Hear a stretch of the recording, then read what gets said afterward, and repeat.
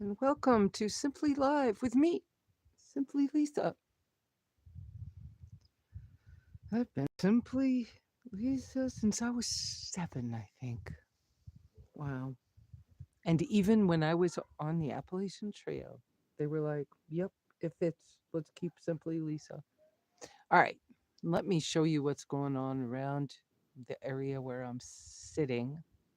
Okay, wait. Push that button. It's supposed to turn it. There we go. All right, you guys get a little. Let me maneuver this a little bit, but not too much, not mess it up too much. There we go. Kids' playhouse, backyard, barbecue area, seating area, old trampoline that they don't use right now, trucks everywhere. God, he's a mechanic. The family tent where I'm staying, it was cold the last 2 nights. Whoops, don't move the camera like that. That's because I have the tripod legs out. Let's see if I can make it shorter. There we go, so I can hold it better and not smack my leg. Oh, that'll make y'all dizzy. There we go. So this is what you're seeing right now. The mechanic came out and said that he's doing a little extra work on that motor home. He just talked to those people today. There's a guy getting rid all the go karts for the kids someday, right? And the runoff lake over there. There was some big animal here the other night. Oh, I didn't put my headphone on. Y'all are probably going to want my headphone today. And it's on the table inside the tent. We could go in there together. Let me unlock this and do this. It's a little wiggly. And I'm making a cup of coffee. And you see, this is a backyard fire pit, like a portable fire pit you'd buy from like a Walmart or something, or a Big Lots, something like that. And they're letting me use the base to put my little stoves in. So I've got water nearly ready. I'm I had a cup of cold brew decaf this morning, but I'm just a little slow. It's been a week. You know, my emotions are going all over the place. Let's go get my. Oh, and I'm making. It's actually Folgers coffee in a regular cup with my GSI. What's that thing called? I don't know. It weighs nothing. It's a nylon uh, thing, but if I use the paper filter, then I don't have to wash it so much. And not washing things right now is a good idea. So here we go inside. You can see how I have this particular, ouch, tent set up. The zipper cut my hair. That hurts. So I use that microfiber pretty towel on the floor when I use the bathroom so I don't drip. My towel, 2 sleeping bags. It's been cold, and I'll double them up in a heartbeat. It's just a Coleman, family tent. I don't know how many people. I put my chair in here, my backpack with my clothes and my stuff, and this little table. I'm probably leaving this little table at the cabin when I go back. I need something that's smaller, lighter weight to carry with me, but it's useful because it has the lantern hook. Yeah, there's a normal lantern hook in the ceiling of the tent. Red bag's my, oh, a bug got in. Red bag is my dirty clothes. Gray lunch bag is canned fuel when I have it. Under here is this is my bathroom setup. Thank you to Dan Corday and his wife Brenda. This bowl is, my wash pan for my washcloth and whatever. And then I have a Folgers can for, stuff. And then the jerry can water jug. I gotta tell you, I love how sturdy those are. And all the military guys that I'm around, they get excited that I have an actual jerry can. I wanted one for a long, long, long, long, long time. It's a little annoying to try to pour the water out of it and not get it splashed on the ground. That's a little annoying. But it's the way life is sometimes. So, okay, headphones in my hand. Let me turn you around for a little bit. Turn you around. All right, let's see. This is Soundmates. I got it at Walmart one time on sale. I think I paid $7 for it. It's a one earbud that is rechargeable, USB rechargeable. This is the charging case that it comes in, but it's made with one so that you can hear traffic, so you can use it in your car. And I just happen to love it. So I have a pocket, but I don't want to put it in a pocket and I don't want to lose it. I'm going to, that might not be a good place, but I'm going to set it right there because it's white. And hopefully I'll remember. How's my water doing? How's our water doing? You all helping me make this cup of coffee this trip? Um,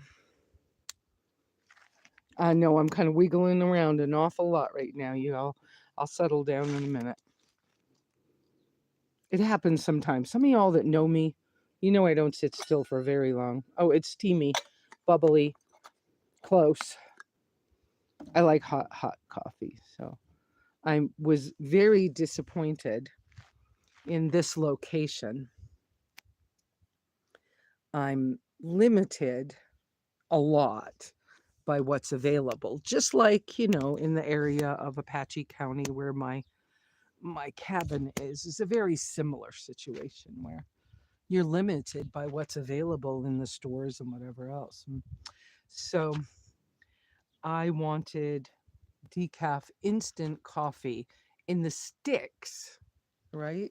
Which allows me to really easily, yes, there's trash involved, but to very simply make decaf iced coffee to drink because I don't have many choices of things that I can get away with all of my allergies and autoimmune disease stuff. So that's what I really wanted, and I can't get it here. I just bumped this. Let me put it right where it was because it was a little more level that way. There we go. So y'all didn't see that. No, because I put my head down and you couldn't see it. So, um, sometimes you have to make do with what's around you. And in this case, I'm limited by what I can buy and what I can afford to. So a small canister of Folgers decaf coffee was $4.99, and I have it, but you know, I made some yesterday so I could make iced coffee, and I'll keep doing that, but it's just a different process. And making it as cold brew is messy just as well, and I've done that for years. I don't know, 11, 12 years ago when I was in Costa Rica was the first time I was doing cold brew. I didn't know it was a thing. And so I made it as if it was sun tea. Just put it in a gallon jar. I'd put a whole pound in a gallon jar and just make it. And then you'd add water or not add water, depending on your mood. And it worked just fine. Of course, it's very warm in Costa Rica. And we were doing a lot of physical work. There was a lot of stuff going on, but it worked out really well. So, okay, so good morning. Let me come back to some of the more housekeeping kind of things. Welcome the 14 people that are here. Um, please like and subscribe if you would like to. I do have a YouTube channel. It's not very active sometimes. I get in modes where I get concerned that I'm not, that I be careful with what I tell you. And so in those times, sometimes I'm quiet for a while and then I need to go back and get the pictures and retell the stories. Because I was looking at some pictures the other day in an off moment, and I have some more stories to tell. And I'm starting to tell some of those stories over on the littletrucks.com website because I can do the Chevy Tracker travel specific blog stuff over there. So I'm doing that as well. Um, Part of that is when that website gets 4,000 members, he's going to give away a 1998 Chevy Tracker from Texas. And it's a daily driver and it's really nice. And he does not have 4,000 members on that website yet.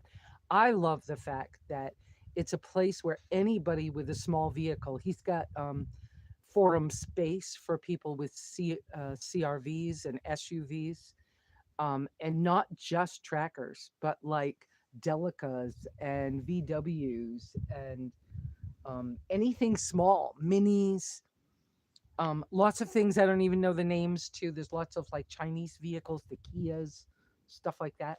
Um, he has forums out there for those things, and I love that it's under the heading little trucks instead of under the heading of only one of the things, because there's so many different websites and forums and owners forums for people with different vehicles, but you gotta go vehicle specific. And to me that doesn't work well. I like to keep it simple, keep it in one place so I don't have to keep jumping around a lot. um let's see, what else do we want to, I'm, oh, you can't see this, I didn't, wait a minute, let me do this. Wait a minute. I think if I unlock, can I unlock that piece, put it down, there we go, and now can you see what I'm working on? And I'll show you how I'm, so I have this thing for putting sterno out. It's just a flap of metal. And so I had a sterno can, and so I just put the heat out because the water is nice and bubbly, hot, boily, bubbly hot. And I love this little. It's technically a tea kettle. Oh, I should show you this correctly too. This technically, you're supposed to put these things up here on your cup. Technically, I don't love doing this because I like super hot coffee, and I kind of like coffee that's been steeped. And so I often, and I probably will do it because it's top heavy too. Okay. And no, I didn't make a circle. Like coffee snobs will get upset with me, but that's how it works. But you can see the steam coming off of it, so the coffee cools off while you're doing it that way. So what I prefer, this might be messy. Ouch. It's a little hot. Okay. I put it down in the cup like that. And then I just fill it up good. More like I did with coffee socks in Costa Rica. I'm using the paper filters just because I don't want to clean.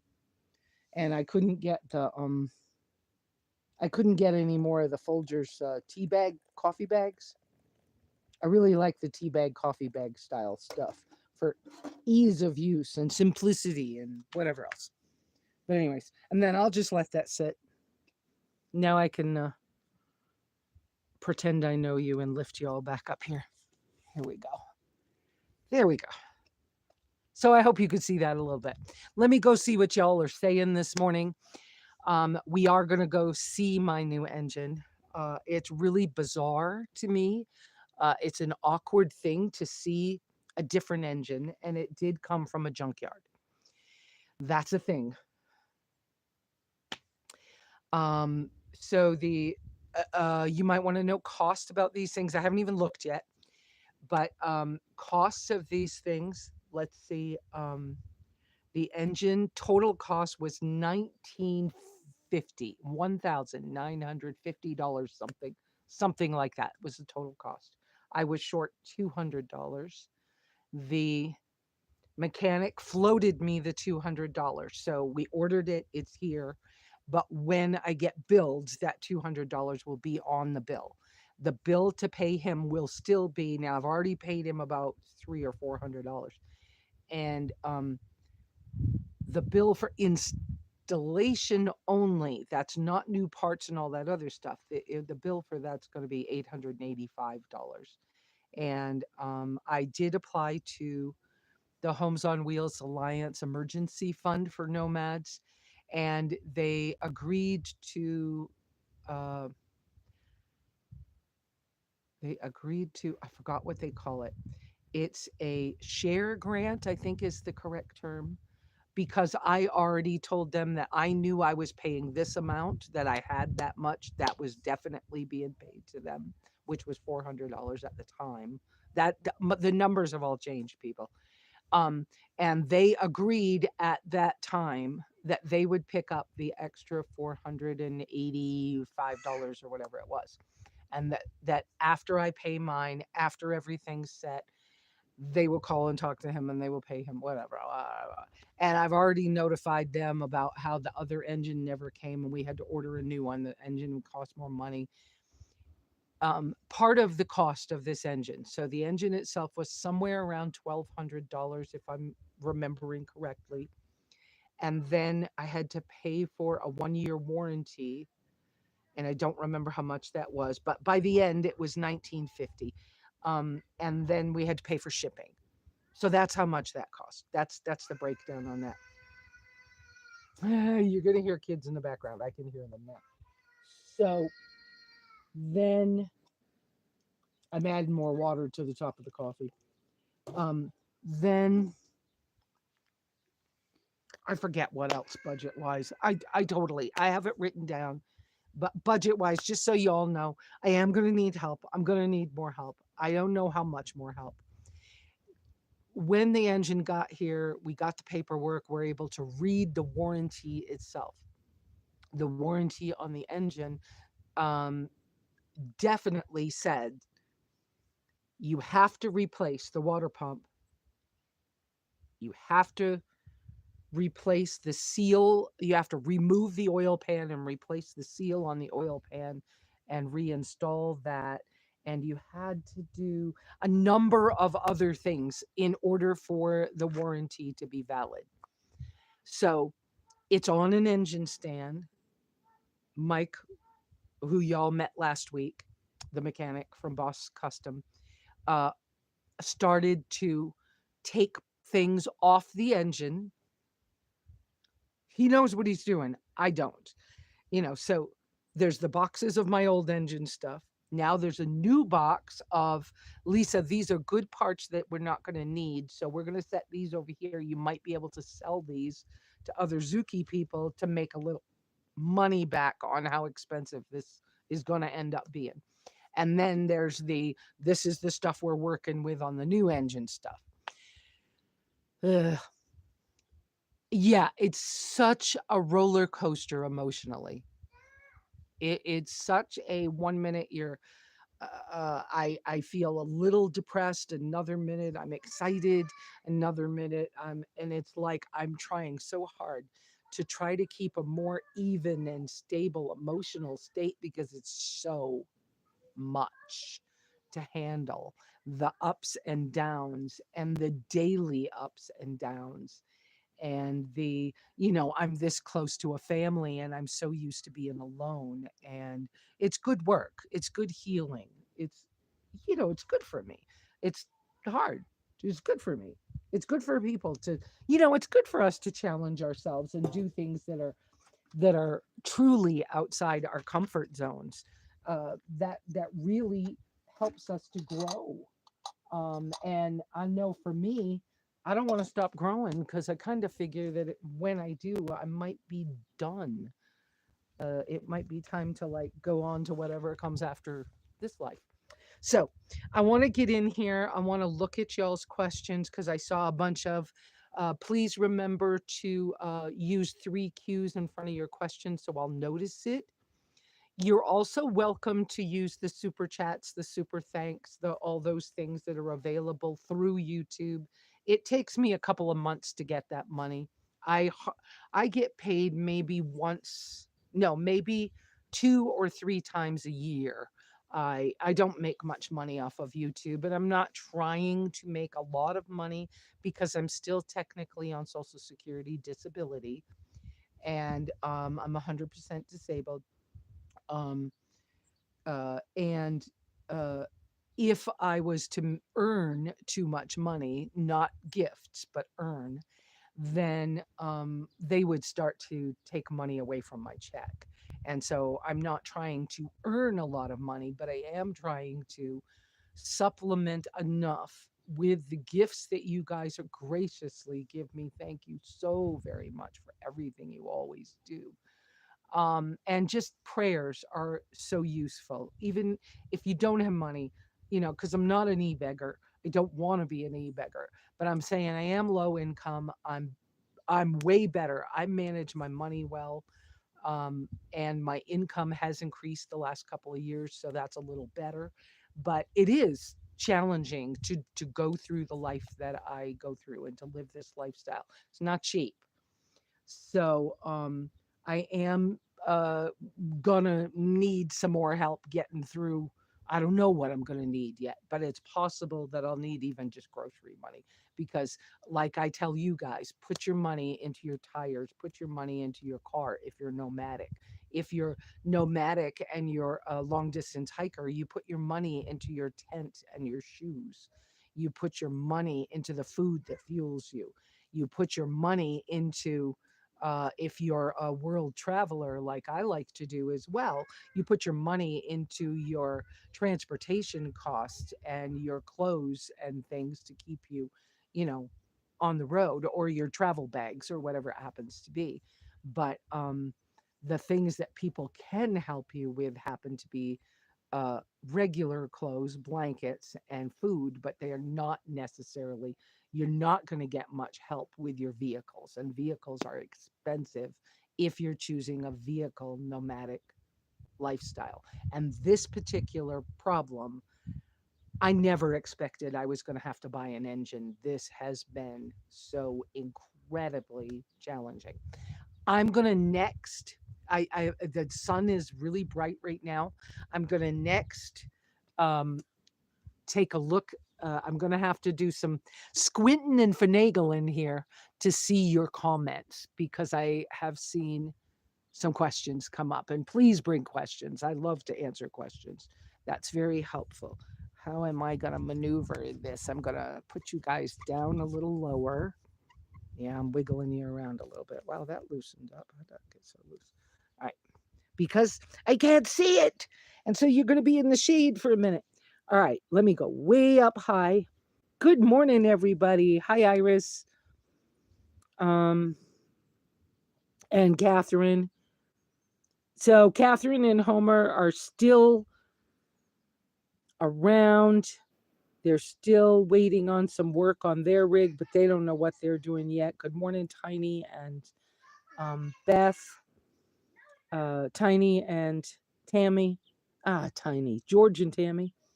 Tiny GPS. Good morning. Oh, somebody from the Philippines. Oh my goodness. Is that Skipper Doodle? Oh my goodness. Oh, it's so great to have you out here. And there's Beth and Iris. I can't see the name on that one. Oh, that's the girl from California. I'm so glad you made it through the storm. Okay, I was concerned. And Catherine, and I can't see them. Oh, Brooke. Hi, Betty Joe. Iris. Curtis. Low. Woohoo. Yeah, we're going to go see the engine. Skipper Doodle here in a couple of ways, I guess. Lisa, friends. Bonnie. Hi, Bonnie. Hi. How are things going with the motor? We're going to go out and look. Have you tried Nescafe instant coffee for cold brew? It is drank in Greece. It's how they make fraps. It was invented when they had a conference and had no propane and spoon. Okay, no. Nescafe instant. I've had Nescafe instant before. And I think no, it's not Nescafe that makes the one with the cinnamon in it. I have had Nescafe before, but it's not something that's readily available in some places. So I'll look for that. That's great because, iced coffee out of your morning coffee. There you go. Yum. Okay. Am I missing saying names? What is the name brand of your coffee pot? Oh, the Let me turn the camera around. Did I hit the button right? This little pot, this is an Evernew titanium 800 milliliter. Yeah, tea kettle pot for hiking, well, camping, whatever. And this little volcano stove down here, right here, that I put the sterno can in. They don't advertise about the sterno can. I need to talk to them. But this is a Vargo. I don't know that you can see that with the glare of the sunshine, but it is a Vargo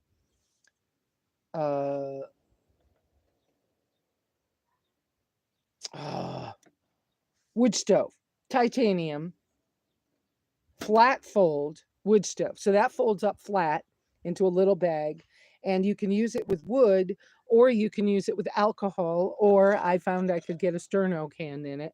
So that helps when I need to be in a fire ban. And then this is a no-name brand. Might have been Timber.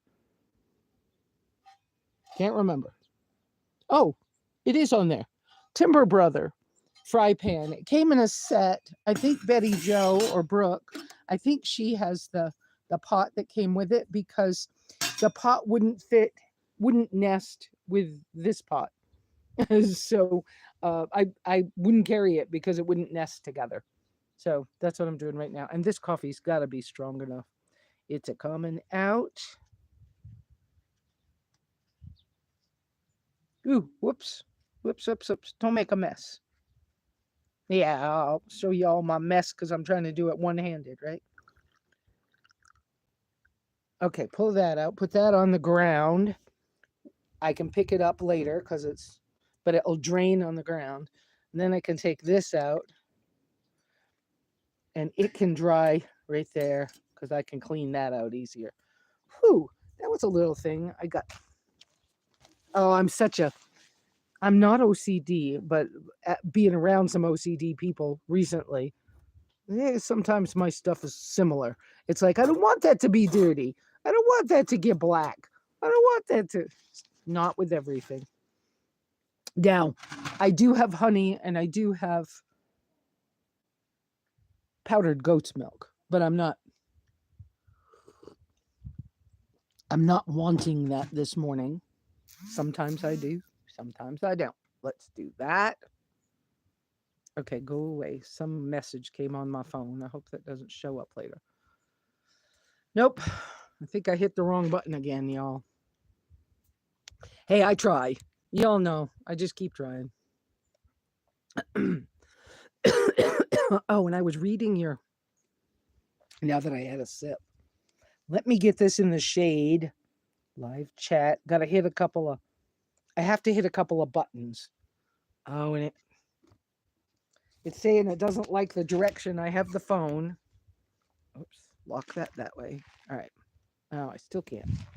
Nope. Rotate device. Well, then I got to do this. Y'all bear with me, please. All right. And make it short enough so I can put the phone in the shade so I can read. I don't know. There's got to be a better way. Okay, let's see. Oh, Mary. Hi, Mary. What happened? I pushed an arrow, and instead of showing me more, it showed me less. Okay. How well you're doing at being strong. Sometimes our strength is intermittent. Oh, yeah. Yep. I just have had to take deep breaths a lot. I think deep breathing is good for us. But especially when it's been like this. And, like I said, I've got no problem with the people that are here that are helping me, right? But I'm around a family and I'm not used to that. And so there are children, and sometimes they're screaming and it's happy, and sometimes they're screaming and they're mad at each other, and, and I just have to take a deep breath and just be patient and calm, stay extra calm so that I don't give a reaction that would create something in somebody else. So I don't want to do that. Oh, I just saw me and I see how puffy my eyes look.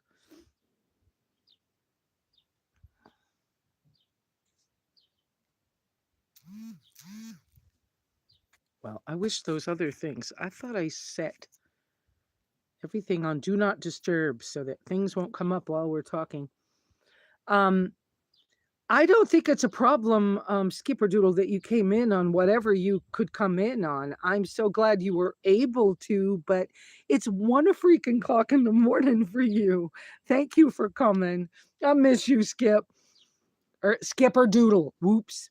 I was told, people, to never call him just the short version anymore. So, all right. So, do you guys want to take a walk and go see my engine and my tracker? Let's do that. Let me sip the coffee again. I'm going to carry the coffee in the other hand. And I don't feel like I'm really super good at filming, but we'll get through this. Y'all have been patient with me this long. Ah. And I'm stiff this morning. I've been trying to reintroduce some other foods. And part of the other foods I tried to reintroduce, I'm doing well with fruit. But I tried, okay, I thought I hit that button. There we go. I tried corn in the form of some tostitas that were pre-fried with very few ingredients. And they used coconut oil. And I also had salsa at the same time. And whether it's the combination or just the stuff, it was a little too much. And I find that after I eat that, I've done it 2 weeks in a row. I did it like a Thursday night and a Friday. And I get this backache. And so I think I'm going to have to stop doing that. So there's the little tracker sitting. And I slopped my coffee on my foot. You guys can't see that, y'all. So let's walk around this way. And you'll get to see, oh, that was a good shot. Let's see if I can do it up this way of the ducks and the turkeys. All right, we're going to walk around because as part of Mike the mechanic's work the other day,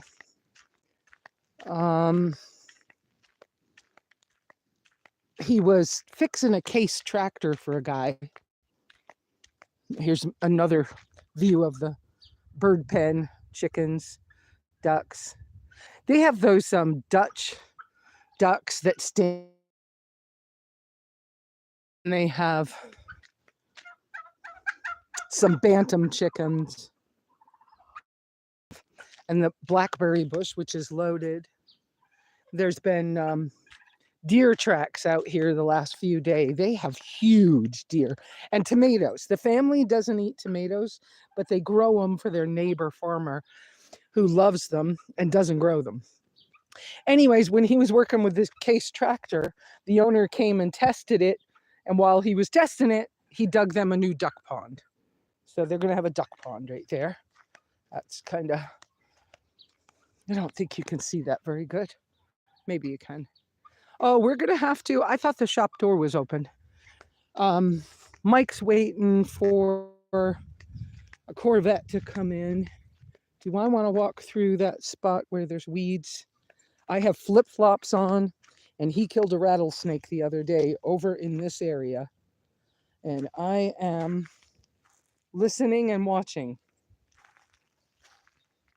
And G's not out here today, but G knows that I have a tone I can't hear. And it happens to be the same tone as a rattlesnake sound. I don't see anything yet. I'm being very, very careful. Okay, we're through it. Whew, okay. Just those little walks will make you nervous. Another sip of coffee. Jeremy's paint booth and probably body shop is coming along nicely over there. That's what that con boxes are that's happening over there. I thought we could get in the shop. Like I said, he's waiting for they finally got this truck pulled apart so they can start working on it. No, because he's technically closed today. So I'm going to walk through the shop, through the house, into the shop. And I know I'm walking a little bouncy with the camera today. I'm going to set this coffee someplace.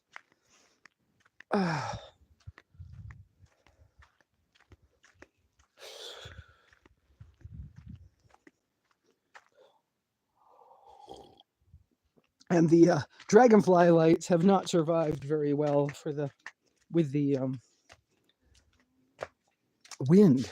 Wind's crazy out here.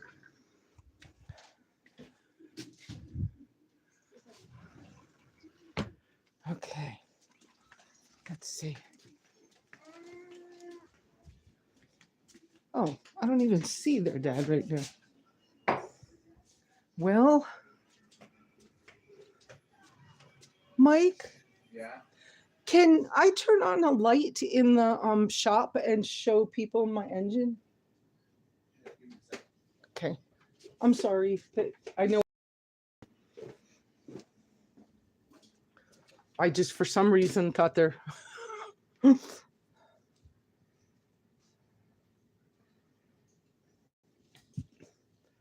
So from their house, they can walk beside the refrigerator in the kitchen in here. So this is the new engine. And this is, I have some video of him putting it on the stand. Let me move. I want to talk about it, you can. But he's basically checking everything there is to check because it's the way it is. I mean, if you've got it out, why not check it? So far, we got high leak percentages on the exhaust sides of every single cylinder. So it's either someone adjusted the valve lash wrong when they did the valve lash last, or we got problems in either the valve springs, the valve seats, or the head. So I got to call these guys on Monday because supposedly it compression tested at 180 on all cylinders, but I called BS on that with the leak down I'm getting on it. So okay. And the highest leak down I think was 70%. I don't think I have technical people on today. Yeah. Okay. So that means 70% leak down means it's losing 70% of the PSI that you're pumping into the cylinder. So power would be nothing. Yeah. Yeah. You'd have a weak or almost a dead cylinder. Yeah. On the number 3 cylinder, which happens to be one of the cylinders on the other head that cracked. Yeah. And so we know that we can't get a new block for this kind of engine, but we can buy a new head for this engine. But we don't want to because it's like $600. So as long as the block is good, we can rebuild this one. And if we got to swap internals from your other one, we can swap internals as long as they all mic out the same. Right. So he's checking it out really good. Or especially there's some things like back on this side that when it is the dash, right? The engine compartment of the dash. All these gaskets in here. There's a lot of that. There's extra. When I'm talking about let me show you this. I don't think Mike minds because he doesn't. On this engine, the new engine, he has a little, and he could cut it open like a can, and then he could check the oil and make sure that there's no metal shavings and stuff in it. No, that it wasn't super dirty. And so this was the inside of an oil filter. So in case you guys have never seen that, that's the inside of an oil filter. And he was able to check and no major issues with that. Everything was looking good until he did the cold pressure test. Yep. But that's what an engine for my car looks like outside of the car. And that yellow thing is the stand, so he can work on it in here because it's not ready to go into the car yet. No. And I got some more video that I can show you guys. I want to drop the pan and check all the rod bearing play. I want to check all the crankshaft play. Mm-hmm. Make sure you don't have bad bearings down below. Just make sure it's all good. That way we're not slapping something together that's gonna blow apart later. Right. Right. And then I got good news on the Corvette. Even though he has that vet lowered, it'll still fit on my lift. He just took a measurement for me. Oh, good, because you were a little concerned. Yeah. Yeah, because I got a 2000 C5 vet being dropped off that I got put on the lift and tear the front end apart to do a harmonic balancer job. But that will that'll keep you busy and make some money while we're waiting on this, because he didn't get paid for mine until mine gets more done. So well, I pay him as we go along as I can, but the big money won't come until it's done. So until it's done and running. Yep. So and he still has a family to feed and a house and a shop to run. So but that way he can put this space to use, and he's taken on that other job. Well, he has other jobs in the works, but that's always a thing when you run a shop by yourself. Yeah. So but that's it, guys. That's what I've been, needing and crying about and stressing over whether it was really going to come, and it showed up. And we knew it was a 50-50 shot if it was actually a good engine or not. Yeah, because it came from a junkyard. Yeah. And not only did it come from a junkyard, but it was a rollover. Yeah. Which structurally it's sound, but internally there's stuff going on. Yeah. So, and that's why I got to call them Monday to make sure I'm not going to void their so-called warranty by tearing into it. Right. So. Right. Yeah. So we have to check that out. And whether or not they honor their warranty, if I got to tear into it, I'm still going to give you a 1 year, 12,000 mile warranty on it. Yeah. Even if the junkyard won't, I will. Right. So. We'll just do what we got to do. Right. I mean.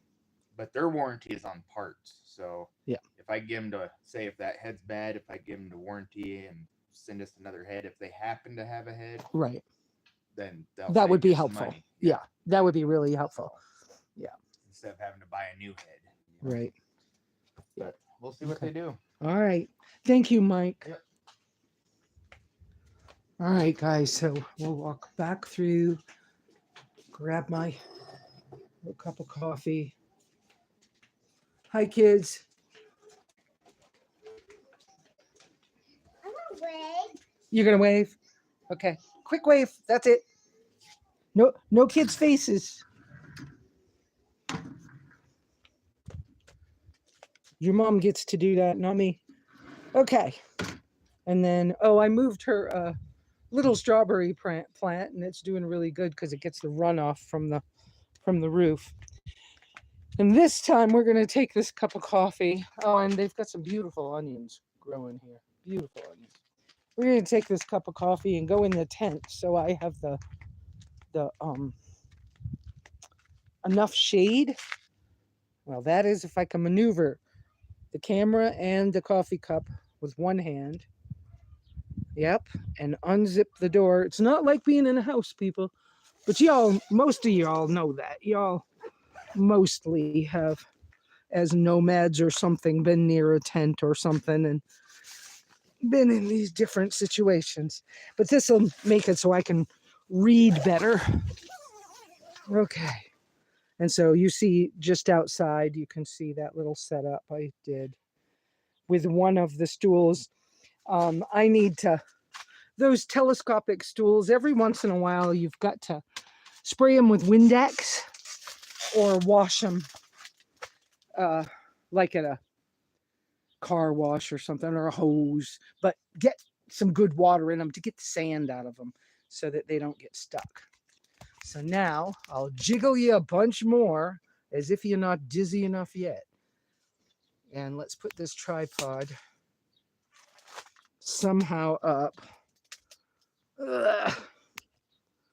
Unlock that way. Unlock that way. Whoops, not all. We don't need it all. About that high is tall enough for you guys. There we go. There, you can see my face a little better. Whew, okay. Ah, oh, thank you guys for thumbs up and stuff. Um, I'm hoping to give you all just a little bit more of my daily life content, which is weird. Is the tent helping with the mosquitoes? Absolutely, yes. And this is uh, this tent belongs to the family. Um, the tent that I had bought, the SUV tent I had bought, just was not helping with mosquitoes, and it wouldn't hold up to the wind. This one, so far so good. And we've had rain again and winds. It might not have been so good in that horrible storm, but I probably could have weathered it okay. And to me it seems odd because it's just a Coleman tent and it's not a new one. But I am so grateful that I still carry around a lot of really strong um, tent stakes, because I use my tent stakes to put it up and not the little ones that come with the tent, which is what they had, because they just use this for family camping. So yeah, it's helping with the mosquitoes. I'm able to sleep good. Had a little animal the other night, little big animal the other night. How many miles is on that motor? We do not know. It was compression tested, and the warranty we had to pay for. I don't remember how much it was, a couple $100, 150, $200, something like that. But and so that's why he's talking about if he's got to get in and rebuild the head, or it's under warranty. I just saw that we got disconnected for a minute. What happened? Oh, it switched from. I apologize. So that's what the glitch and the thing that just happened was the buffering that happened. So having bought the warranty for the used engine from the junkyard, um, if he has to do something to the head, then we paid for the warranty. They should pick up the cost for that or send us a new head or something. So that's what that conversation meant. Even though we don't have an answer yet, he has to wait for business time. Um, so we don't know how many miles. I think we knew how many miles might have been on the engine when we bought it, but I don't remember now. I think the ad said that it was maybe closer to 100,000 miles or something. Mine was at 93,000, but whatever. I see that Betty Joe had to go. But that's okay. She'll catch up. And I didn't realize we were buffering a couple of times, whether it was you or me, I don't know. But it looks like the my service switched when I went in the house.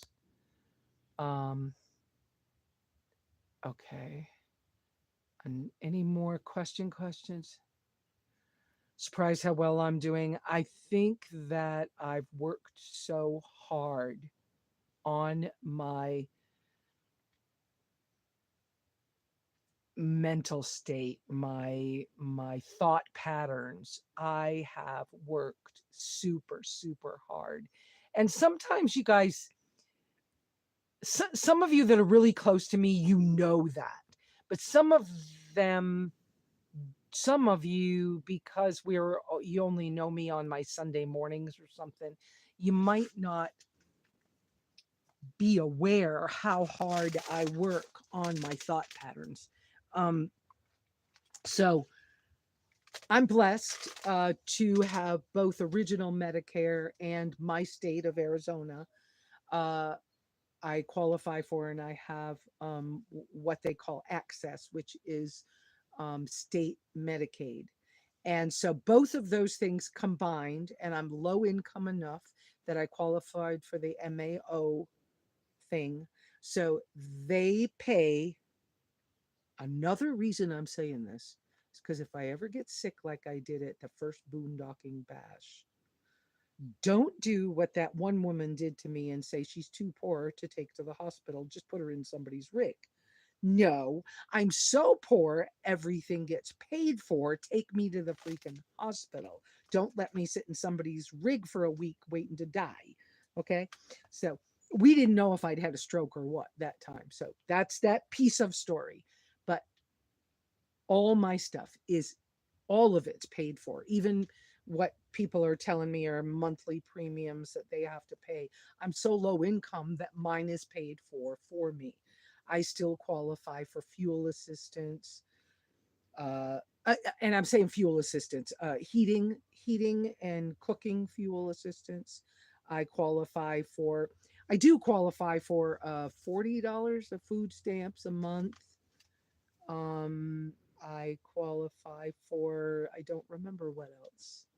So I hardly ever go to a doctor. I do not take medications. I am very careful with my health. Many of you know that. The elimination diet I've been on has been working wonderfully for me. It seems, I mentioned some of this before, it seems that I can eat a little bit of fruit, then I need to kind of have meat again. And the basis of my diet is a animal based diet. And so I have added, I bought some green banana flour. I do not have that bag here to show it to you. I got it off of Amazon. I'm able to make pancakes. I am able to occasionally eat an egg again. And when I made pancakes last weekend, I made them with the green plantain flour, which has no gluten, no nothing, two eggs, coconut oil, and I think I cooked them in coconut oil too. I was thinking I cooked them in tallow, but I wanted to try cooking them in coconut oil to see if I was okay with that too.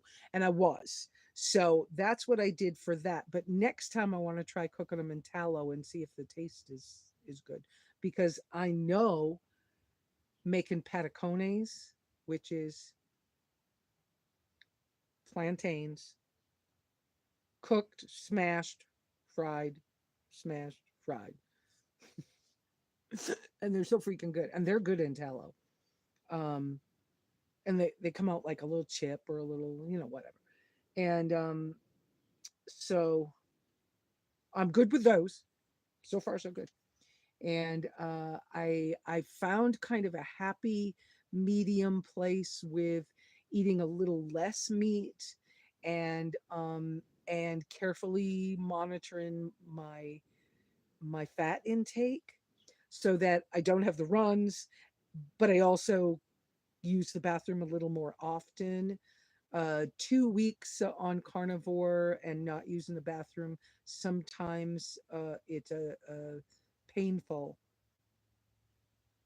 process when it happens. That's me trying to be careful how I say what I'm trying to say. So I think y'all got that. So and so I had to, at one point I had to kind of manage how much fat intake to have. It seems that the 80/20 hamburger now I'm doing better with. Um, I watched labels on everything in the store. I do not want any genetically modified anything. Do not be giving me cows meat from some clone. I don't want that. Nope. I want real meat. So I've been blessed to be able to catch sales every time I turn around and haven't had to deal with that yet. So um I would like to start experimenting to see if I can handle rosemary and maybe, I'm not sure whether I want to do rosemary and thyme, but rosemary will be the first one I try. I can't do garlic yet. I know that because I tried a bite of somebody's jerky that had garlic. It didn't have, because I stay away from the soy and the soy sauce and stuff like that right now, and spices. So I've only been using salt for almost, we're getting awful close to a year here, people. It's been 9 months or something. And so I can't do spices. It feels gross. Don't like it. But I want to experiment with rosemary. I bought chamomile tea, but then I opened a tea bag and smelled it and went, yeah, I can't do that yet. Now I'm not sure I want to. And I'm not sure I want to use things that have been run across the machine. So why would I use a tea bag? I'd rather go pick the flower. So I'm not sure how I feel about that right now. But uh, yeah, I keep thinking about giving up coffee, but it's one of my joys that I can actually share with other human beings. And I've been so careful with other stuff. I'm yeah, whatever. Okay, that's enough talk about that. So, have you guys got more questions for me on the nomad lifestyle stuff? Um, uh, I I didn't write down. I was just thinking I didn't write down the way I answered somebody's question in a private text the other day. My friends, my friend Candy from Las Vegas, um, had been checking up on me, and she said, "Lisa, I don't know how you're staying so stable and strong." And I had to think about it so that I could send her an answer because she kept saying, she made more than one comment in the text about I couldn't do that. I would be totally freaking out. I would be calling my husband. I would be, and I'm like, well, first off, I don't have a husband, so we're not doing that. I have a couple of times called some of you. I've called George and Tammy a couple of times. When I could reach Skipper Doodle more, I would call and talk to him sometimes, or I would text with him some when he first went to the Philippines. But I've not wanted to bother him too much with what's going on because I'm an adult and I can handle this, and I'm intelligent and whatever else. I got this. There are moments when I don't got this. Um, but I think what I said was there comes a point, a stage with stress and traumas and unexpected events. There comes a point where you just can't keep being excited and getting slammed and being disappointed. There comes a point, a stage, a point, a thing happens when you sort of just almost go numb. And when I felt that happening again, because I've had big things happen before. And when I felt that happening again, I went, wait a minute. Last time I went through this, what did I do that made it better? And how did it feel going through it? When I just gave into it and just sat and cried, it didn't do me any good. It didn't help. I didn't really feel any better. I had a wet, snotty pillow. I had to wash more clothes because I am. I'm being real. I know, but y'all who know me well, this is who I am. You get what you see is what you get. Um, but and that's why, even though I did try dyeing my hair once or twice years ago, I was like, no, I'm not going to do that. I'm going to be who I am. I don't know who that is. Sometimes I have to look in a mirror again and go, oh, I haven't recognized you for a minute. You know, um, I'm getting older, and who do I want to? What do I want to look like as I age even more? What's that lady going to look like? Um, but I feel inside my body, inside my mind, and I ask the great creator to help me to be wise, to act wisely, to be a good example, to find a place of stability with my thoughts so that I can not so I can more positively affect the people that I'm around, and if that is the best for everyone. And so So in this case, there came a place where I just said, okay, rather than cry, I'll cry if I need to. And I said to myself, this time, rather than spending 5 minutes crying and getting a break, right, in the morning and just letting myself do it, this time I want to try taking a deep breath rather than the cry. Let's see if that makes a difference. And it kind of does. It's, you know, way back when people used to say, in with the good and out with the bad. And it was breathe in life and goodness. And because life is in the breath, it says in the Bible, and breathe out the negative and the bad. It was the way I was going to say mothers and grandmothers and aunts and uncles talked to people in the family group, right? In the tribe, in the whatever. They would encourage, just breathe in. And it got associated with breathe in the good, breathe in life. And so I started, considering that more. And so I spent more time the last couple of big event trauma things. I spent more time working with the breathe in the good. I didn't want to spend so much time with the breathe out the bad because it felt like I had to focus on the bad again. But, if you're always putting in the good, put in more of, they say it with diet, you add the stuff that you need, and there's not so much room for the stuff you don't need. And so by bring in the good stuff. So it was like, let me focus on that positive, on that good. And so I didn't realize somebody's comment just came up. I didn't see every word, but somebody's comment just flashed on my screen, and I saw that they were saying breath work is like really good. Do you know that I didn't really think about it as breath work, but as I'm describing it, that is what it is, isn't it? And so this time, that's what I've spent more time doing, is rather than the cry, I decided to, because the crying takes out of me. So I decided to bring in more of breathing. Now, this week I have not done this, but when I was first here, I was doing a lot of physical work outside, and I would put my energy into that weeding stuff. And I probably will get back to more physical work this week because I want it. I miss it. And my muscles were really sore. Um, well, when I ate that other food, I feel it. I don't know if it's my kidneys, but I feel it kind of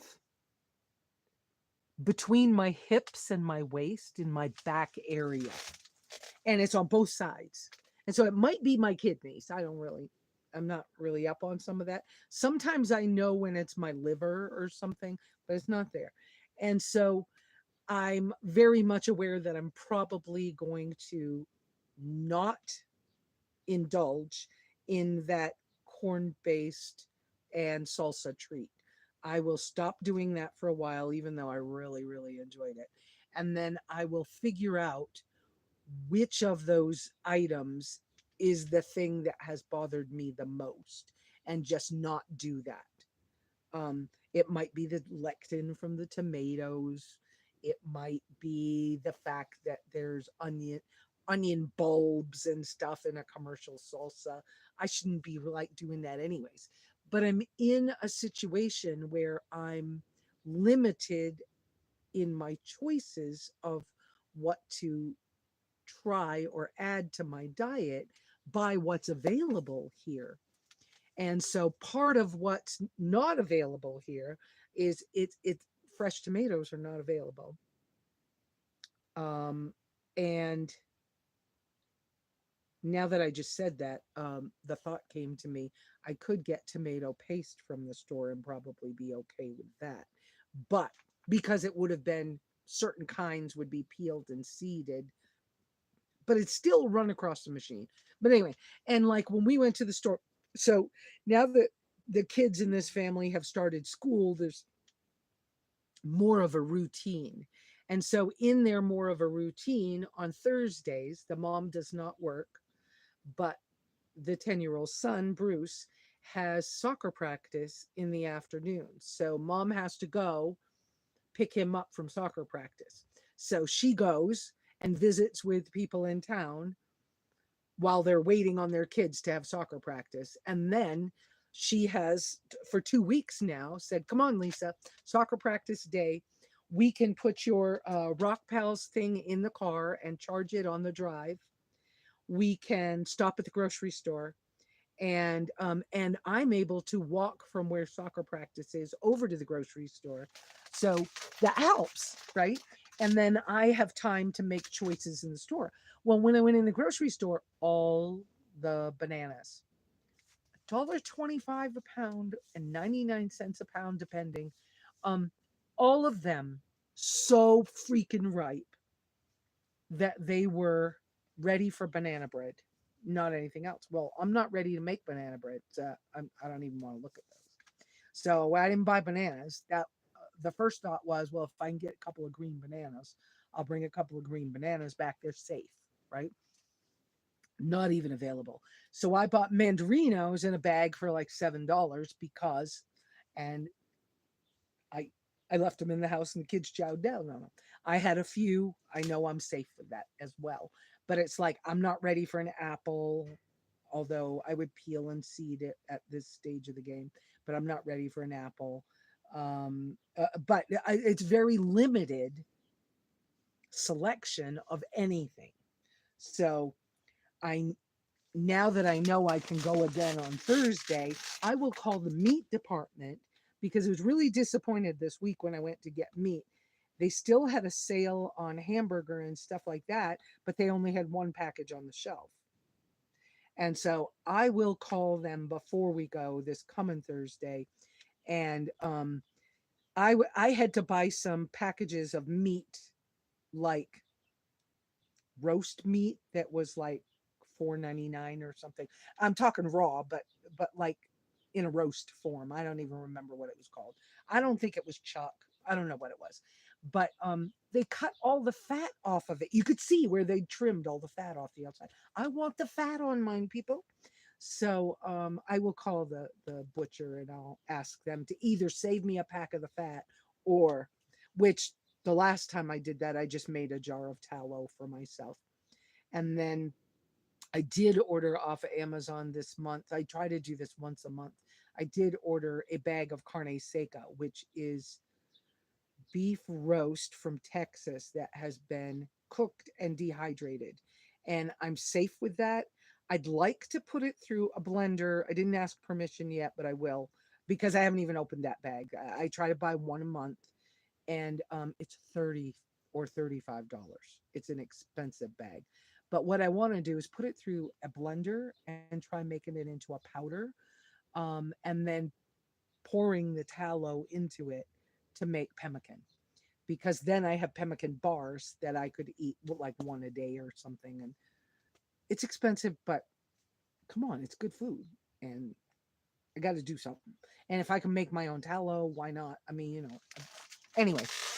And then I have pemmican bars that don't have stuff in it. So I know I'm kind of talking about all kinds of things. It is a live feed, guys. It's different from, I always feel like I don't have anything to tell you guys. Let me go up here. What are we doing? Tent helping with the mosquitoes. I read that part.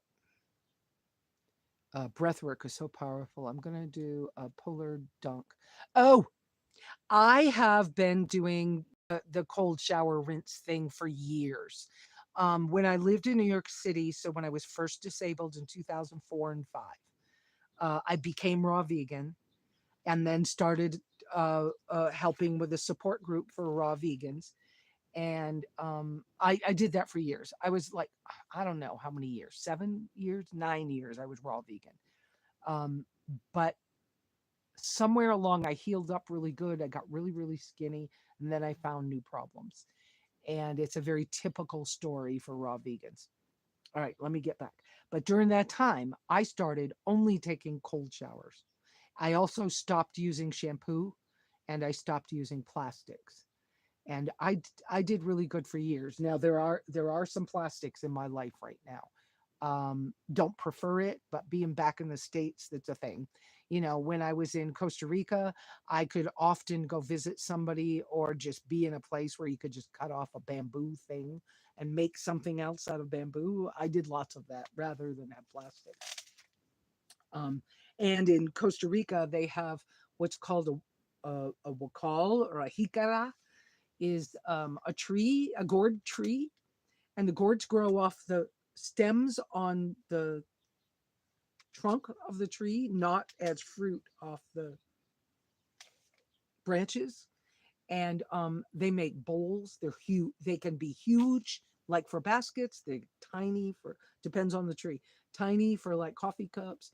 All my dishes were that when I lived in Costa Rica. And I learned when I lived in Reykjavik, I learned how to carve them and make designs. And so I had some beautiful ones that I had made. Um, they do eventually crack. They will rot if you leave them sitting in water. They'll mold, they'll get gross. So you have to take care of them. I started my hike on the Appalachian Trail with one as my only bowl, and I accidentally broke it and left it for early on the Appalachian Trail.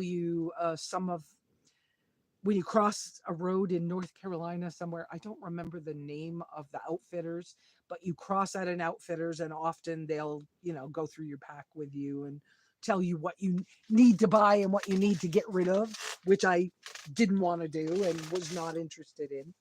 But I was like, well, I'll show you what I got, but I don't want your stuff.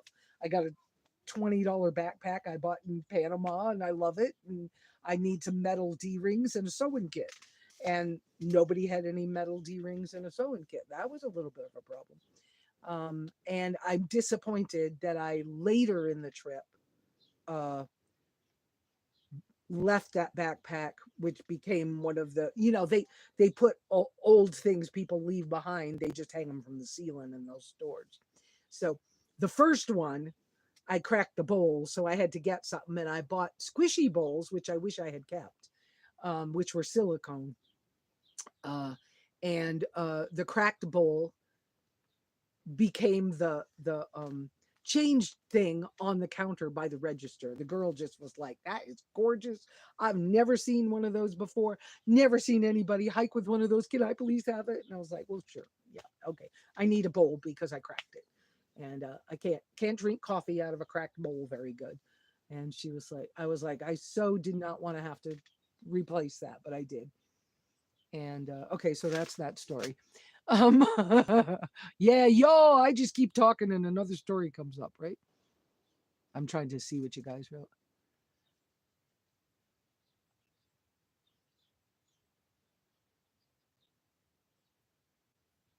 Yeah, Mary, I noticed that you on Facebook was kind of bizarre.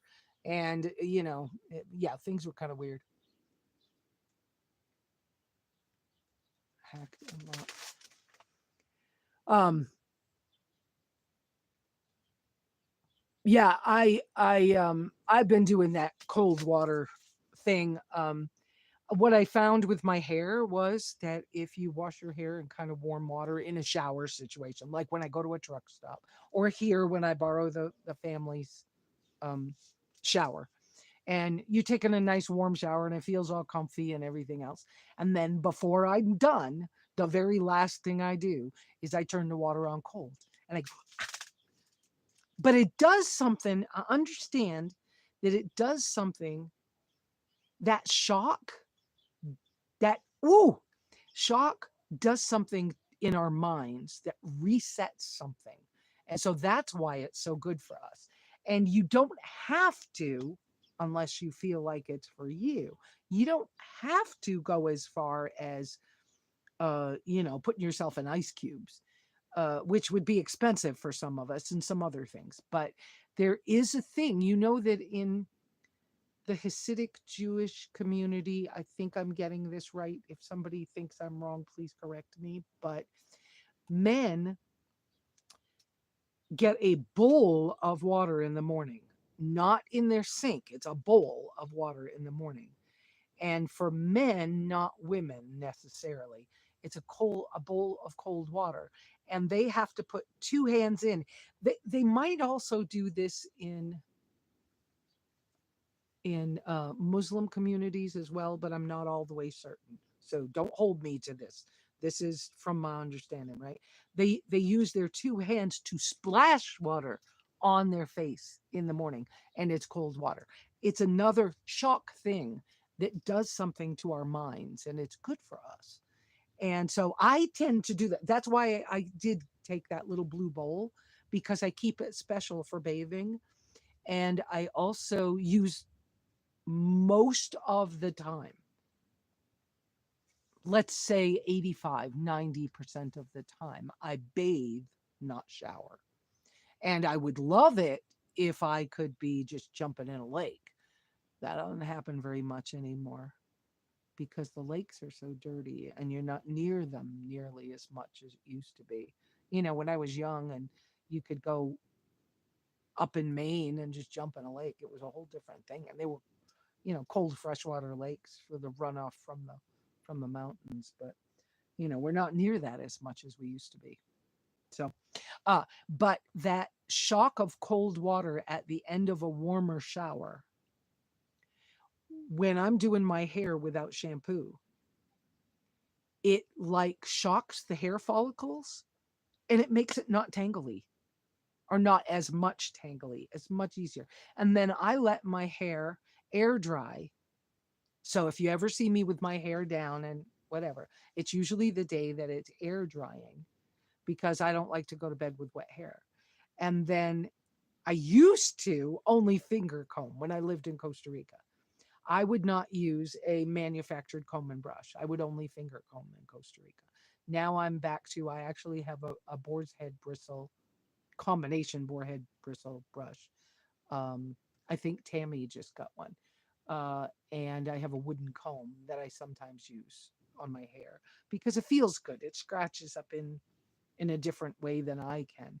And in ancient tribe stuff, the women would sit around at night and like monkeys, you'd play with each other's hair, and you would finger comb and scratch the scalp and braid or pick the bugs out or get the wood out of it.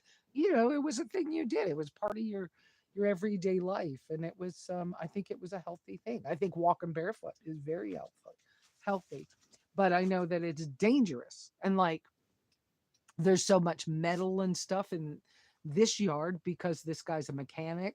I have walked around with my flip-flops on. I have been totally in flip-flops this summer, even with snake country, but I'm careful. And I have walked around his driveway many times, a couple of times, with the magnet roller thing for him. Uh, but I've been wearing flip-flops because you pick metal up when you mechanics doing things, bolts fall off, and you don't want to get those in your feet. And I've seen some glass that worked its way up after the rain here at this location. And so, you be careful with the barefoot thing. Um, I wish we could just walk barefoot all the time. I love to be barefoot. And I love to be barefoot near the ocean. I miss the ocean. It's probably my better place to be. When we were on the Baja trip, some of you remember seeing some of those pictures. I have not put out. Every morning I went for a walk and I filmed video for you guys, and I have not posted it because I didn't have internet access at the time. And so now I want to go back through and edit that a little bit. And I'm getting hungry, y'all. I haven't eaten this morning, and I'm gonna have to cook steak meat because I don't have any burger right now. But I'm hungry. I'm gonna want to cook soon. What are we at? Hour 20 minutes, something like that. Let's see what else you've got. Do you guys have more questions? Please, please, please ask questions. I love to answer questions. Yeah, I love the finger combing too, but sometimes I don't know why I'm using a brush right now, but I am. Yeah, who cares why? Yeah, I haven't used a blow dryer in years. I wouldn't. It's like, why would I want to cook my brain? I yeah, I don't get that. It's been years. Um, what else can we talk about? I think that as we go through these challenging things that happen that happen for us, you know, um, I find that my thoughts go back to who was I at my strongest, at my most simple. And then sometimes the event brings me back to, you know, a couple of days ago, Mike, the mechanic, Mike, he asked me to please go clean the tracker out, set the tent up, and start sleeping in the tent because he thought he was going to take the tracker straight into the garage. And then he went, "Oh, yeah, with this list of things for the warranty, it's going to be a few extra days. But so you can sleep back in there if you want to." I was like, "No, why move back in? No, I'll just stay in the tent. And whenever you're ready, you've got the trackers ready for you." But as I had to pull my bed out, pull my this out, pull my that out, I borrowed a cot from the family as well as the tent. It gets me up off the ground, which I don't know, just makes me feel better. I need to sleep on the ground, but it made me feel better with the whole there's a lot of snakes around here thing. And even though they can't get in the tent, I don't know, I just have this mental thing about they might feel my warm body heat and just want to get near me underneath the tent. And even though they can't like get their mouth up to like bite me, I just I just can't mentally deal with that. So I'm sleeping on the cot. Um, I miss my fireside rocker I used to have, the motion of being able to rock, stuff like that. Um,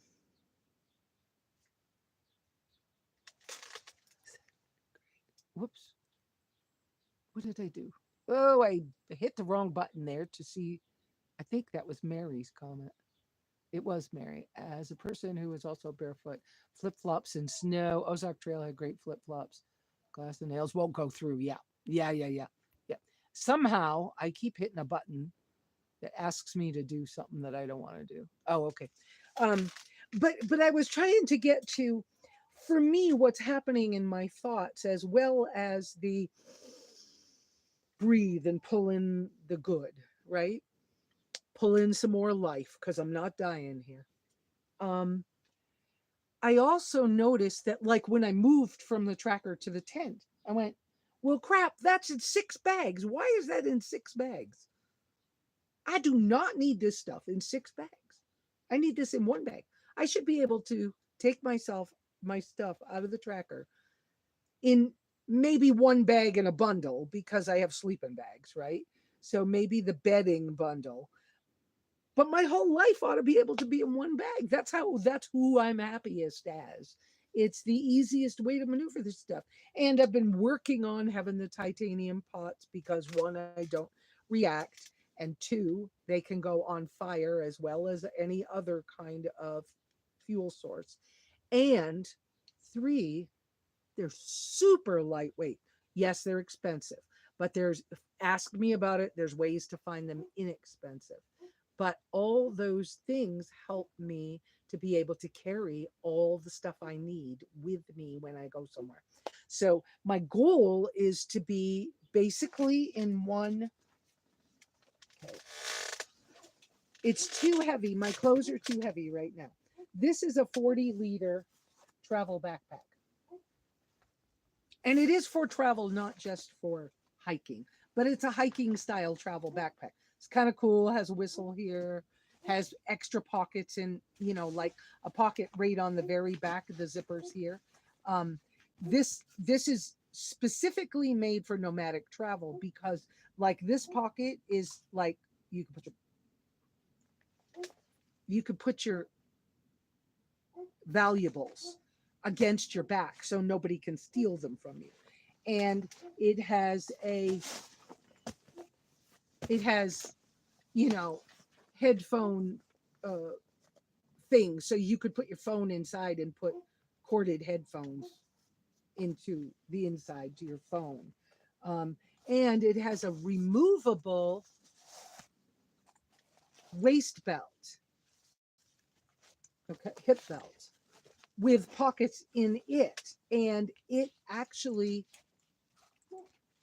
slides inside the back so that if you were actually hiking with this, you could, you know, put this on and use it as your hip belt. But it also can be used as a sling for traveling.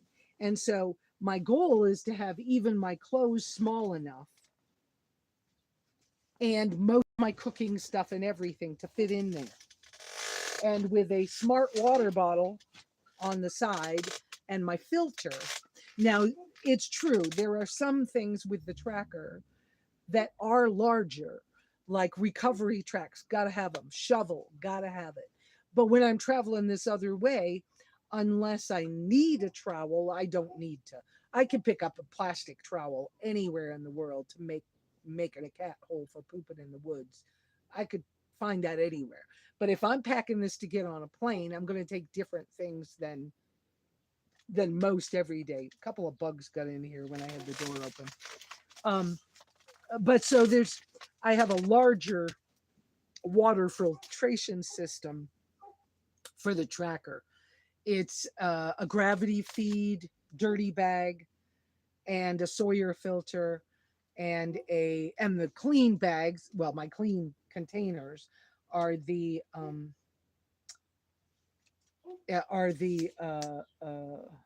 water port on the back and the jerry can. But getting the water out of the jerry can is kind of a pain in the butt. And I know there's a way to put on like an RV pump on the. Don't know if I want to do that, but it's a possibility I might do that. I don't want to have a powered water pump for my systems. I don't need it. There's got to be another way, a simpler way. So I'm always looking for a simple way. This must be the guy with the I just looked out the tent door. I'll show you. There's a guy walking around out there, and it must be the guy with the. Sir, did somebody come help you? Yeah. Okay. So it must be the guy with the Corvette or something. I heard a couple of vehicles. So, but so the things that need to travel with the, oops, pop us back around. The things that need to travel with the tracker, which is right close, right there. You know, they travel with the tracker. So, and then most of those things are also things that are what I live with the cabin up at the property. And so like the water port on the tracker can be my shower, can be, because it has a hand pump, can be my shower, it can be my whatever. At the property, I just pull it off the car and put it in the shower house, the bathroom shower house thing that I built. And it becomes the water source for that. I'm planning in my brain a way to see. I need to get the water catchment off of the cabin going to the IBC totes, and then from the IBC totes I want to run a hose into the shower room that will go to the water port when I'm home. So I just move it off the car into the shower house and hook up whatever it is, and then the water will gravity feed from the IBC totes to the water port, and the water port will stay full, and you just pump it up to take a shower whenever you want to. I think that's a great idea. And when I want to have warm water for the shower, I just fill my, because I'll have more than one hose bib thing, outlet, faucet.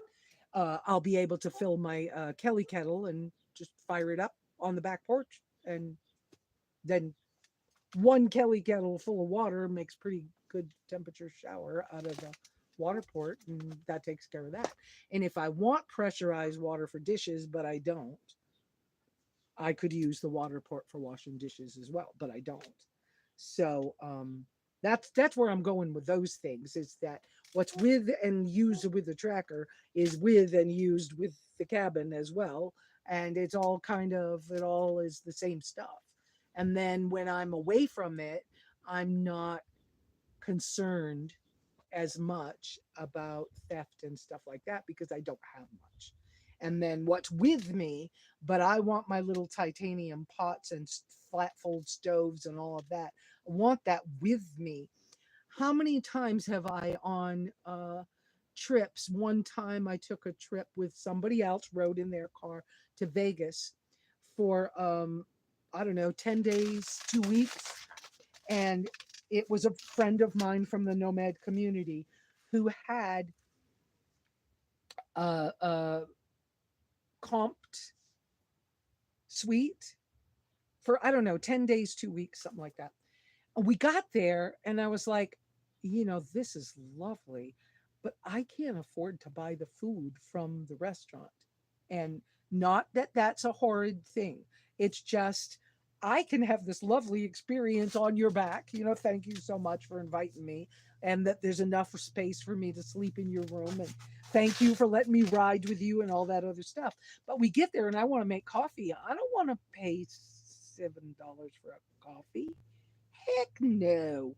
If I'd had my little stove kit with me and a can of Sterno, I'm making coffee for everybody in the morning. We are not having a problem with this. I did later learn that we could go downstairs and just get a coffee because he was so special. Um, I guess he was a high roller guy or something. Anyway, but my reason for saying that is in any situation, then I can manage. I'm less likely to have a reaction to the food because I can more often than not cook my food in my titanium pots. I'm not at the mercy of hostels. I love staying at hostels, but I'm not at the mercy of the scratched up Teflon pans that I react to, or the aluminum, whatever. This way, I know I got pots with me that I can manage with um, my own help with those, and I can manage the cost of whatever I'm doing because it's cheaper if you cook for yourself. And so I could go buy a bag of food when I get off a plane or a bus, run in some corner store, buy some stuff, some bananas, some fruit, some meat, and then go wherever I'm staying. And I can technically get away with just, it's so tiny, nobody knows I got it, but it's not a problem either. And I could just cook real quick and be done, and it's all over with, and clean up and not leave a mess. I mean, I'm not a messy person, but that's kind of why I have some of the things I have. And so eventually that bag should have a Sawyer squeeze and at least one smart water bottle because they're cheap. Whatever.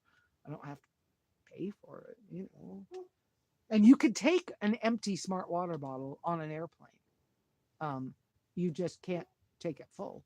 So there's all kinds of little stuff like that. Hey, Jeremy, you're going to want to go back at some point and rewatch the beginning, because in the beginning, Mike showed us the engine and told a little more detail than I know what to say.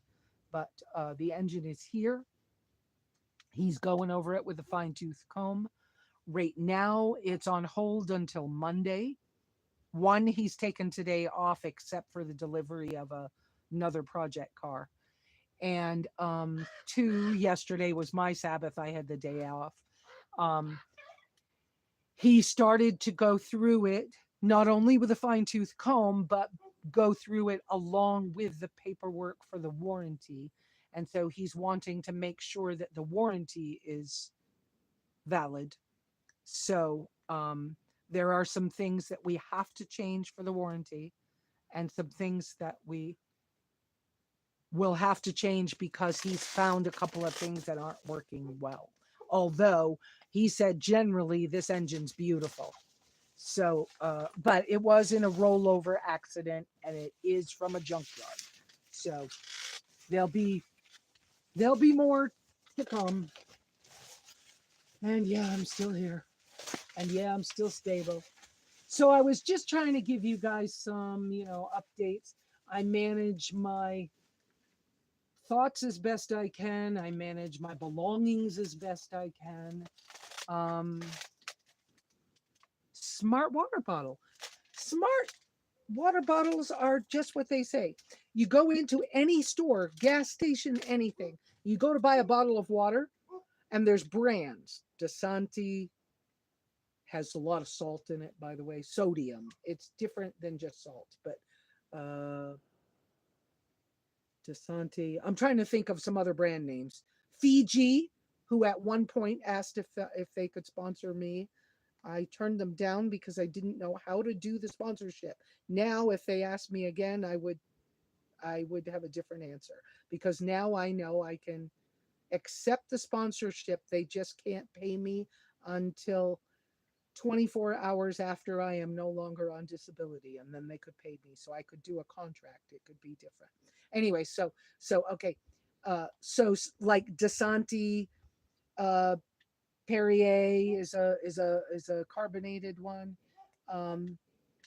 Anyway, so the brands, and another brand is called Smart Water, and their bottles are very thick, sturdy, last a long, long time, and it's a common long distance hiker water bottle.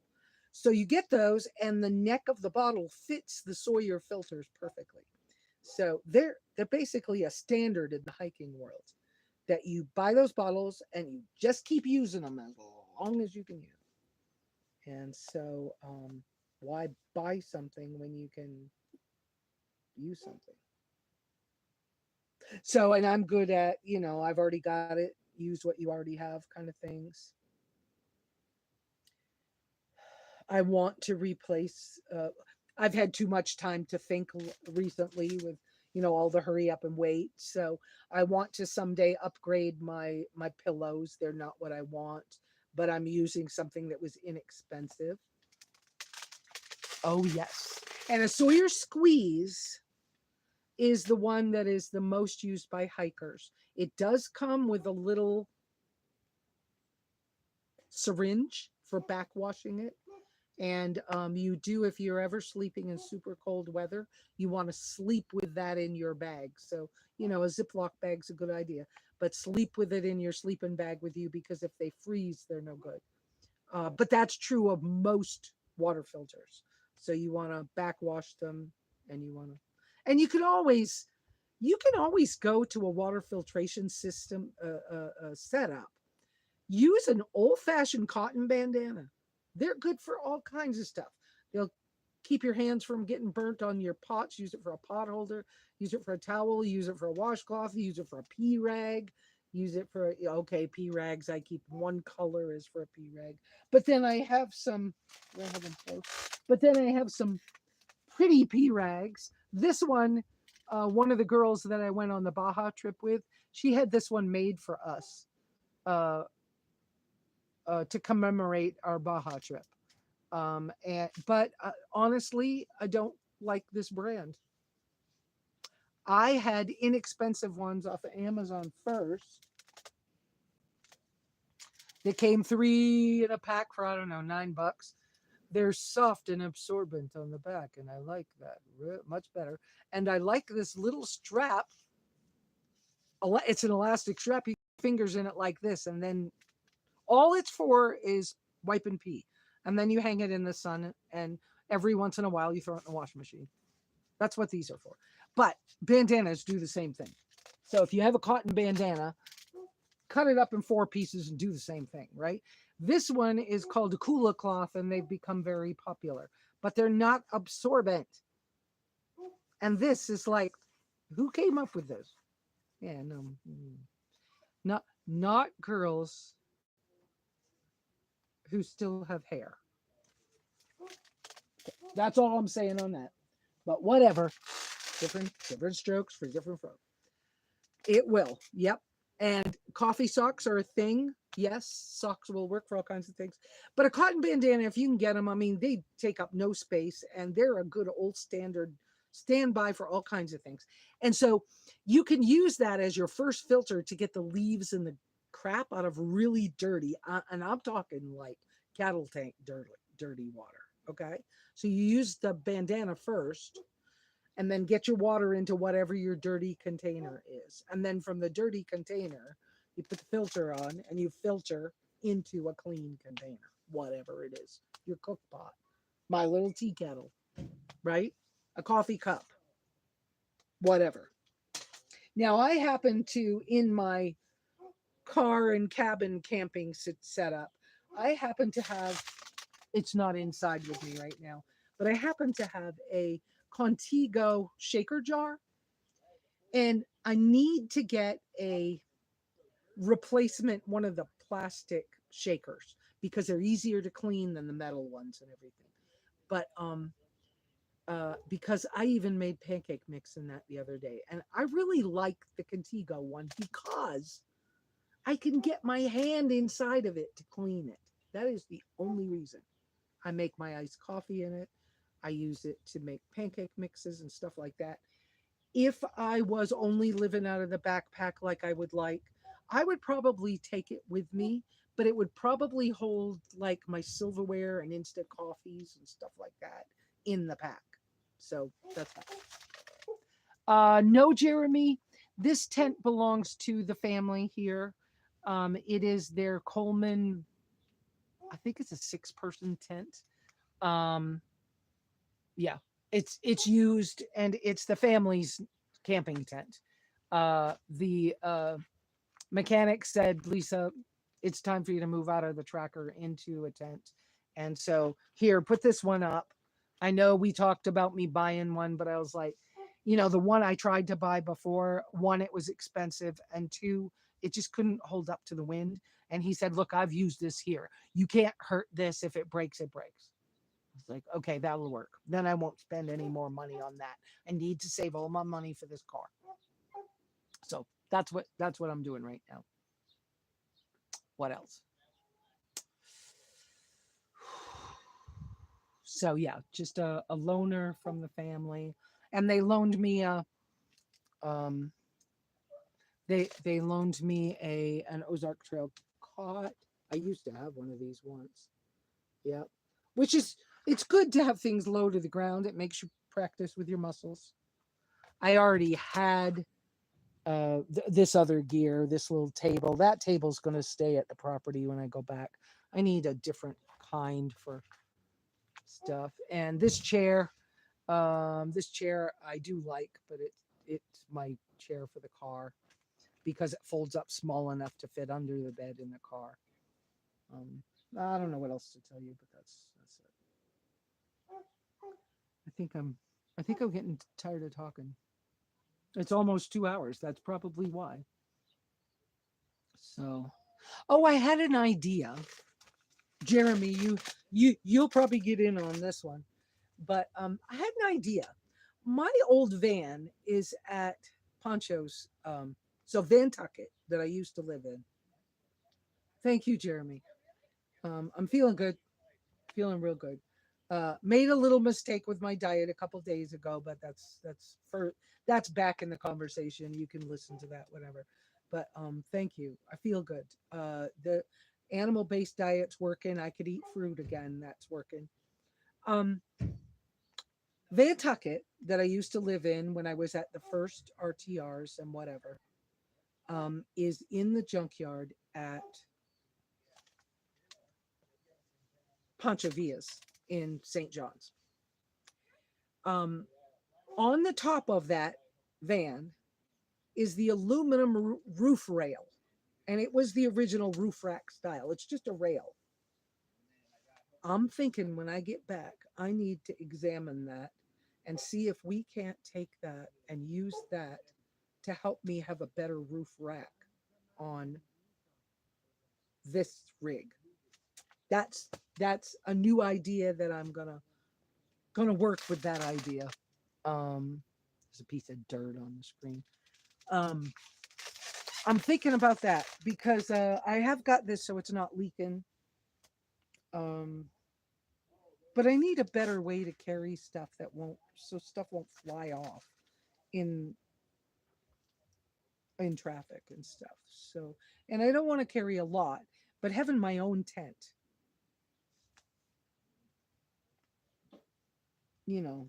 my recovery tracks, I don't mind them being under the bed right now. Because I got that fold up kind. I couldn't use the bag they came in order to repack them. I'll talk to that company over time about that.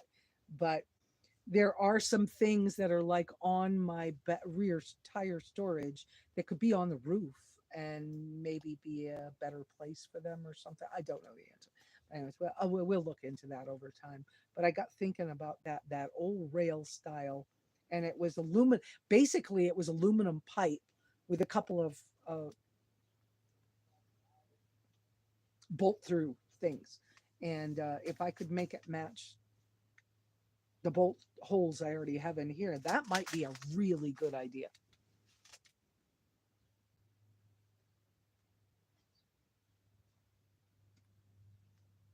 Ah, poop. Now I want to see it.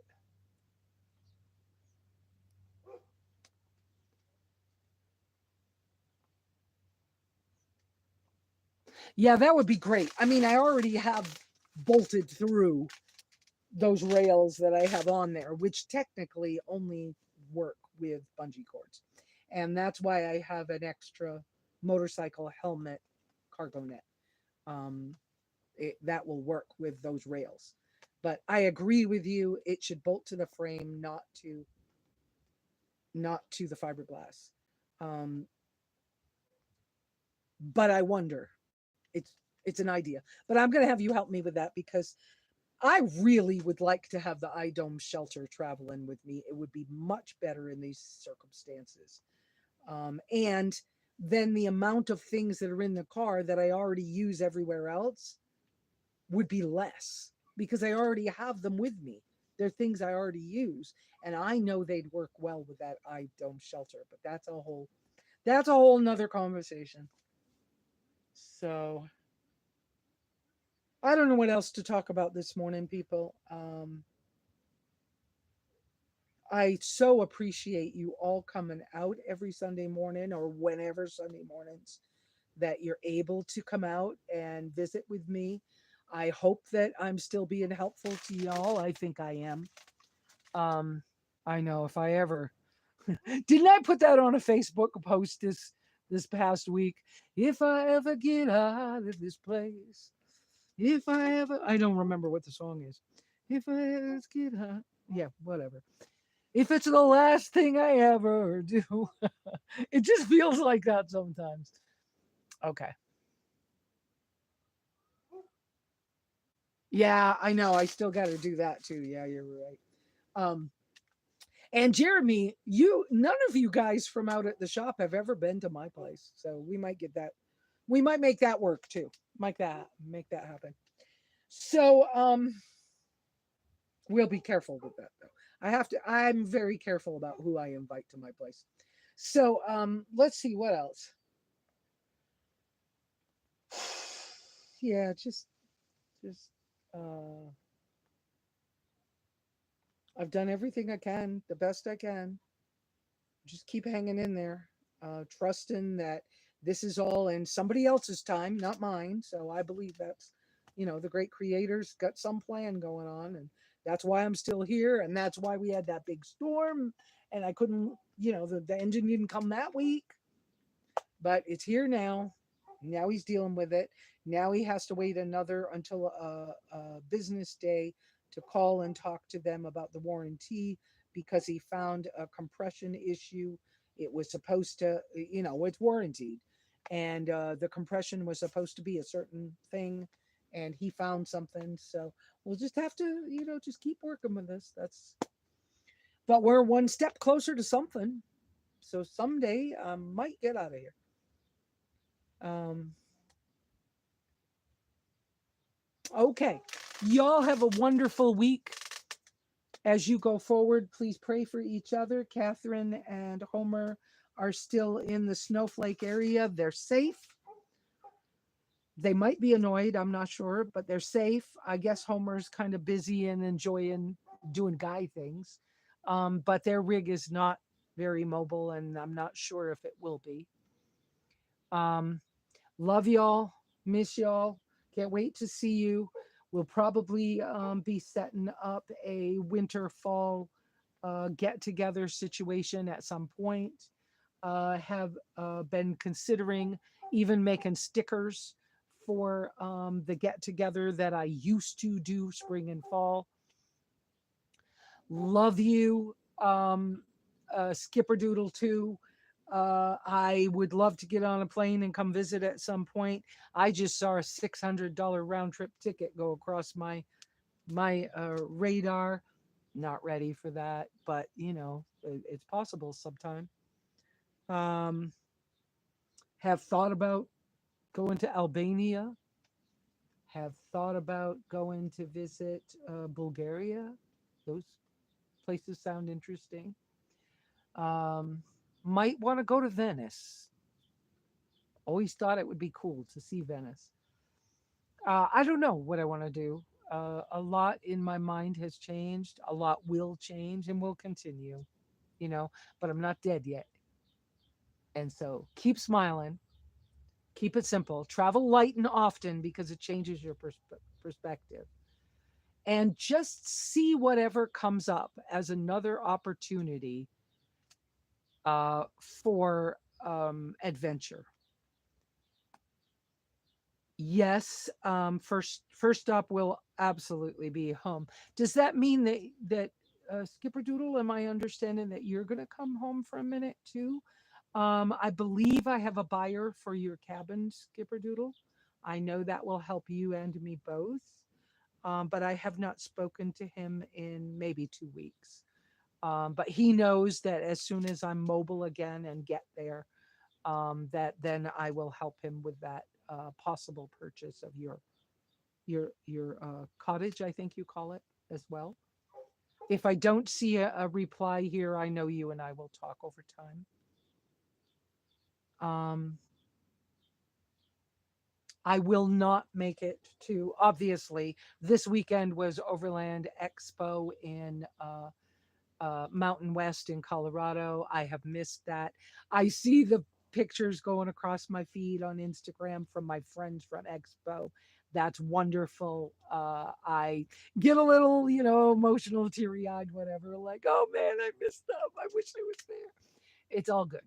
It's all good. Whatever happens is because it's supposed to. And I will not go to Overland Expo East in Virginia. I told my daughter already, but I'm not sure whether I told my son. I think I did, but I need to double check that. I was going to visit with them, but I'm not. After all this, I'm not risking that long a trip yet. So I want to feel more confident with myself and my rig again before I do a big, long, very scary trip. So y'all have a wonderful week. Pray for each other. Hang in there. I hope I'm helpful. I know I am. Y'all tell me all the time, oh, that thing, you didn't even know that helped me. And I'm like, yeah, just, be a little adventurous. Sometimes the things that we feel like are horrible really aren't as horrible as we think they are. Sometimes we just take those deep breaths and reframe them into, okay, wasn't expecting this. How can I turn this into an adventure? Because having it as a negative is not going to work for me. So,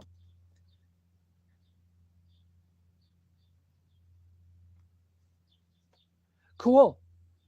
All right. So we will see y'all next Sunday. Keep on keeping on or something. I don't even have my sign off things in my vocabulary today. Y'all have a wonderful, wonderful week. Ciao.